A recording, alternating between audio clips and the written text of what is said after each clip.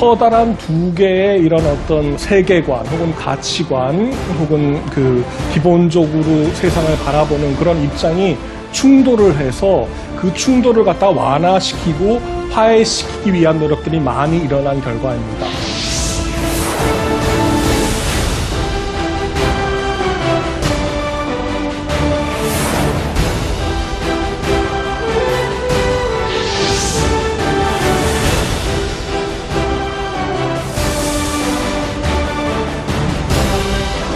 우리라는 존재를 어떻게 이해를 해야 되는지에 대해서 다른 답을 내놓고 우리가 얼마나 무엇을 어떻게 알 수 있는 것인지에 대해서 다른 답을 내놔요. 근대 철학자들이 가졌던 고민들이 현대 서양의 사고에도 굉장히 큰 영향을 미쳤고 그 결과로 우리의 사유에도 나름대로 큰 역할을 하고 있다.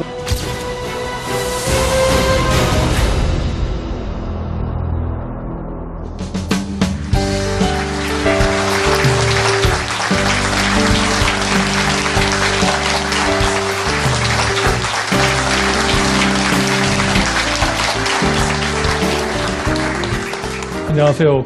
여러분과 함께 8번의 근대 철학에 대한 강의를 같이 고민하고 얘기를 할 이석재라고 합니다. 반갑습니다.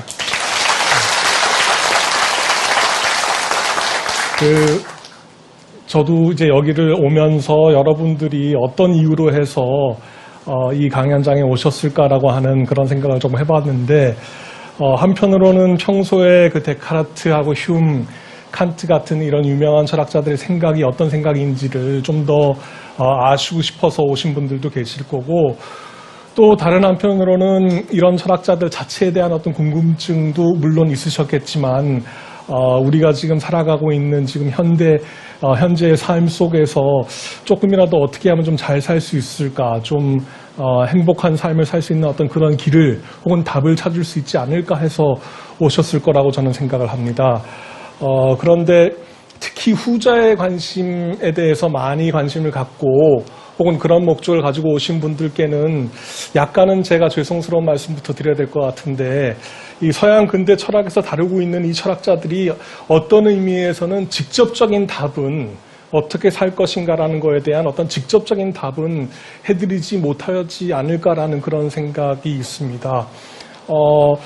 그것은 이 사람들의 철학적 사유가 어떤 의미에서 질이 떨어지거나 혹은 부족하기 때문이라기보다는 지금 짐작을 해보실 수 있겠지만 이 사람들이 느꼈던 고민과 저희가 지금 느끼고 있는 고민들이 조금 성격이 다르죠.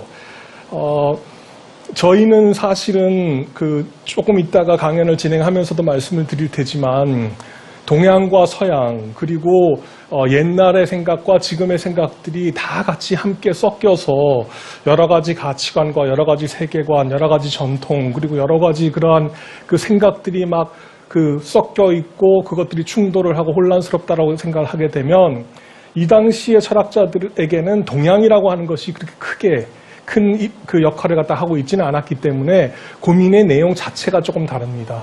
그런 면에서 이 철학자들이 제시한 그런 생각들이 직접적으로 저희에게 도움이 될 수는 없을 거라는 것이 제 짐작이고, 만약 그런 기대를 가지고 오셨다면 제가 사과의 말씀부터 먼저 드려야 될 게 아닌가라는 그런 생각이 듭니다. 그러나 저희가 이제 동서고금의 이 다양한 전통과 생각과 가치관들이 혼재 있는 상황에서 어떻게 살아야 될 것인가라고 하는 그런 문제를 시작을 하려고 한다면, 그러면 어디서인가는 출발이 필요하고, 그리고 과거에 이런 문제들을 갖다가 열심히 잘 다루고 또 나름대로 해답을 제시하려고 한 시도들을 살펴볼 필요는 있겠죠. 그 점에서는 잘 오신 겁니다. 왜냐하면 이 세 철학자가 서양 철학사의 역사가 한 2500년이 된다라고 한다면 그 2500년의 역사 가운데 등장한 많은 철학자 중에서 굉장히 어려움과 혼란과 격동하는 시대 속에 살면서 나름대로의 해결책을 제시를 했던 사람들입니다. 서양 철학사의 시기에 보면은 고대 히랍의 시기에 해당되는 서양 철학이 처음 태동했던 시기가 아마 그러한 시대가 되지 않았을까 싶고요. 또 지금 저희가 살펴보게 될 17세기, 18세기에 그 시대가 또한 다시금 어떤 세계관의 충돌과 가치관의 충돌을 갖다 해결하려고 하는 그러한 좋은 모범의 경우가 되지 않겠나 생각합니다. 그러면 조금 더 구체적으로 얘기를 시작을 하죠. 서양 근대 철학이라고 하면 어떠한 내용을 염두에 두고 혹은 어떠한 철학적인 그 사유를 지칭하는 것일까라고 궁금해하실 텐데, 대체적으로 17세기 중반부터 18세기 말 혹은 19세기 초까지에 이르는 그런 철학적 사유, 유럽에서 등장한 그런 철학적 사유를 갖다 지칭을 합니다. 철학자 중에는 여러분이 익히 많이 들어보신 그 기라성 같은 철학자들이 많죠. 예컨대 로크, 버클리, 흉, 데카르트, 스피노자, 라이프니츠, 말브랑슈라고 하는 철학자도 있고요. 또 라이프니츠, 칸트, 헤겔 등 아주 저희에게 잘 알려져 있고 후대 철학사에 깊은 영향을 갖다가 끼친 철학자들이 많이 등장을 하는 시기입니다. 제가 서양 철학사 역사가 2500년이라고 했는데 한 150년이라고 하는 짧은 기간에 저희가 많이 아는 그런 철학자들이 등장을 했다는 것 자체가 이 시기가 얼마나 철학적으로 활발했는지를 갖다가 짐작할 수 있으실 겁니다. 철학사를 한다는 것은 무엇이고 왜 과거의 철학자들의 생각을 갖다가 살펴봐야 될 것인가라는 질문을 가지실 수 있겠는데, 그런 질문을 가지게 될 때 대체적으로 철학자들이 제시하는 답은 뭐냐면, 과거에 어떠한 고민을 했던 그 흔적이 저희한테 굉장히 좋은 교훈이 됩니다.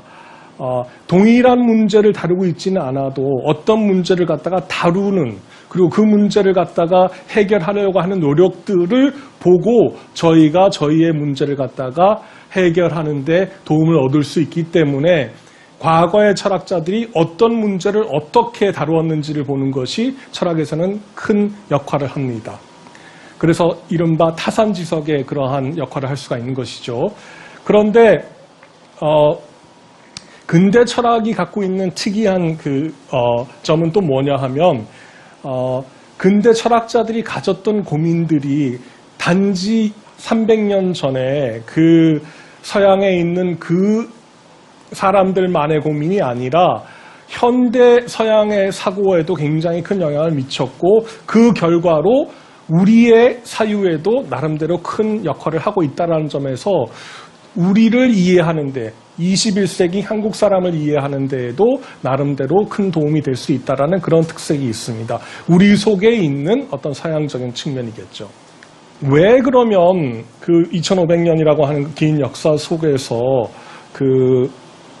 서양 근대 철학이라고 하는 그 시기가 이렇게 독특한 그런 철학적 발전을 갖다가 이루어냈느냐라는 질문이 드실 수 있을 텐데,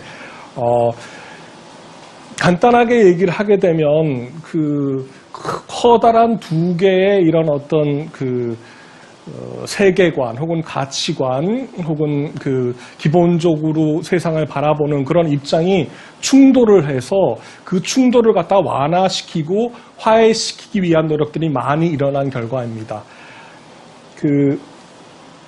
세상이 태평성대일 경우에는 철학이라고 하는 것이 크게 할 몫이 없습니다. 왜냐하면 다들 잘 살고 계시니까 어떻게 사는 것이 잘 사는 것인가라고 하는 질문이 크게 일어나질 않습니다. 세상이 어렵고 어떻게 살아야 될지가 잘 모를 때, 그래서 그 충돌이 크고 요청되는 화해가 클수록 철학에 대한 요청이 커지는데, 아마 이 시기가 그런 시기가 아니었을까라는 생각이 듭니다. 그러면 세계관의 충돌이라고 얘기를 하게 되면 어떤 세계관이 충돌했을까라고 하는 게 궁금하시겠죠, 당연히. 크게는 이른바 전통적 신학적 세계관이고, 또 하나는 새로운 과학적 세계관이라고 얘기를 할 수 있습니다. 새로운 과학, 뉴턴이라고 하는 과학자, 물리학자 많이 들어보셨죠, 그죠? 뉴턴의 성과로 대변이 되는 그런 뉴턴의 그러니까 새로운 과학적 세계관과 그 다음에 전통적인 신학적인 세계관이 충돌을 하기 때문에 그것을 어떻게 화해시킬까 여러 철학자들이 고민을 했고, 그 충돌을 갖다가 해소를 시키는 방식을 데카르트, 흉 그리고 칸트라는 철학자를 통해서 한번 살펴보시는 것이 어떨까 생각합니다. 혹시 지금의 문제와는 너무나 동떨어진 그냥 그들만의 300년 전에 그들만의 문제만을 얘기하시려고 하는 게 아닌가라고 하는 그런 의문도 드실 수 있겠지만 그렇게 동떨어져 있지는 않습니다. 저희가 현재에도 많이 고민을 하고 있고 현대 철학 내에서도 큰 쟁점으로 부상하고 있는 그 문제들이 처음에 명시적으로 등장한 시기가 또한 근대 철학입니다.